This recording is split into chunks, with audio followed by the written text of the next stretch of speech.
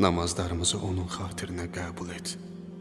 Günahlarımızı onun xatirinə bağışla. Dualarımızı onun xatirinə müstəcəb qıl. Onun xatirinə ruzilərimizi bol, qəm-qüssələrimizi bitmiş, ehtiyaclarımızı təmin olunmuş qərar ver. Öz kərəm vəcinlə bizə nəzər edib, sənə doğru yaxınlaşmağımızı bizdən qəbul et.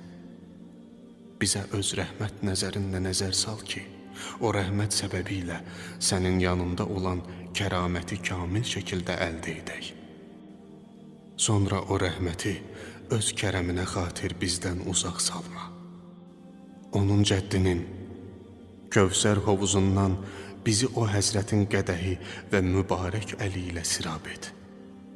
O dadlı və şəffaf su ilə elə sirab et ki, ondan sonra heç vaxt susamayaq.